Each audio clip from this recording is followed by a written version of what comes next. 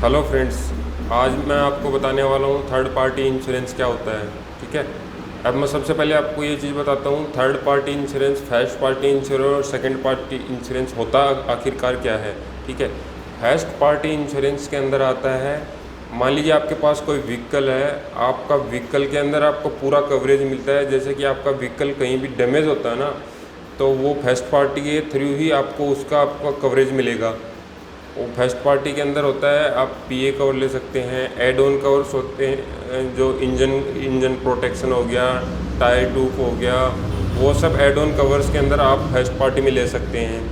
और second party क्या होता है, सेकंड पार्टी होता है इंश्योरेंस कंपनी, जो भी आपका व्हीकल का इंश्योरेंस बनाता है वो कंपनी सेकंड पार्टी होता है।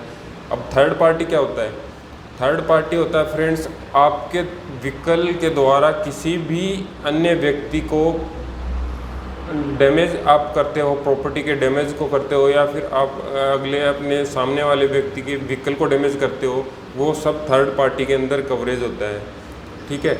अब थर्ड पार्टी में क्या क्या चीज़ें कवरेज होती हैं, अगले का व्हीकल हो गया, ठीक है, प्रॉपर्टी डैमेज हो गया, डेथ का कवरेज हो गया, लाइफ इंजरी का कवरेज हो गया। ये सब चीज़ें क्या है, थर्ड पार्टी के अंदर कवरेज।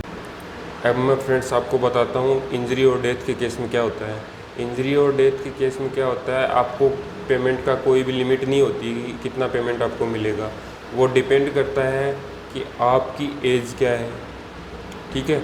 आप कमाने वाले अकेले हो अपने घर में, ठीक है, आपके ऊपर कितनी पूरा परिवार आपके ऊपर डिपेंड है। ठीक है। आपकी इंजरी के केस में क्या होता है, आप कितने समय से इंजरी हुई है, तो आप कितने समय से आप अपने जॉब पर नहीं जा पाए हो। इंजरी जो हुई है वो परमानेंट डिसेबिलिटी है या फिर टेम्परेरी डिसेबिलिटी है। ठीक है। इन सब के बिहाफ पे क्या है कि वो आपका पेमेंट जो है वो डिसाइड होता है कि जिस भी बंदे की डेथ हुई है वो कितना पेमेंट उसको मिलना चाहिए। अब मैं आपको प्रॉपर्टी डैमेज के बारे में समझाता हूँ। जो इंश्योरेंस जो कंपनी होती है वो आपको 1 ईयर में मैक्सिमम 7.5 लाख रुपए तक का कवरेज प्रदान करती है। ठीक है। और यदि 7.5 लाख रुपए से ज़्यादा का आप किसी की प्रॉपर्टी को डैमेज करते हो ना, तो वो इंश्योरेंस कंपनी की लायबिलिटी नहीं है, वो आपकी स्वयं की लायबिलिटी होती है। अब इसमें एक कंडीशन और भी होती है, जैसे मान लीजिए आपके व्हीकल का इंश्योरेंस 6 महीने एक्सपायर हुए हैं और आपके व्हीकल का एक्सीडेंट हो गया, और जो आपने जो है कि 7.5 लाख रुपए तक का क्या है उसमें कवरेज जो आपने पहले ही ले चुके होते हैं, और मान लीजिए जो भी बाकी महीने बचे हैं उसमें यदि फिर से आपकी गाड़ी का एक्सीडेंट होता है ना, तो उस कंडीशन में क्या है, जितनी भी मतलब आप थर्ड पार्टी नुकसान करते हो ना, वो आपकी स्वयं की लायबिलिटी होगी। इंश्योरेंस कंपनी उसका मतलब कुछ भी प्रोवाइड नहीं कराएगी आपको। ठीक है।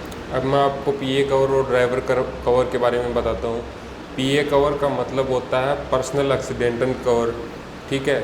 इसमें यह मालिक के नाम से होता है, जिसमें मालिक को 15 लाख रुपए का कवरेज मिलता है यदि उसकी डेथ हो जाती है। तो पीए कवर आप ड्राइवर के नाम से भी ले सकते हैं, और यदि आपका प्राइवेट व्हीकल है, ये मान लीजिए आपका 4+1 प्राइवेट व्हीकल है, तो आप अपने 4 अननेम पैसेंजर के लिए भी आप पीए कवर ले सकते हैं। ठीक है। इसी तरह का आप ड्राइवर कवर आप ले सकते हैं। मान लीजिए आपने कोई पेड ड्राइवर रखा हुआ है, तो उसके लिए आप ड्राइवर कवर ले। और इसके अलावा यदि आपके पास यदि आपका वैलिड ड्राइविंग लाइसेंस नहीं है, आप किसी शराब या किसी नशे की हालत में पाए जाते हैं, तो उस केस में क्या होता है कि आपको थर्ड पार्टी का क्लेम नहीं दिया जाता है। ठीक है।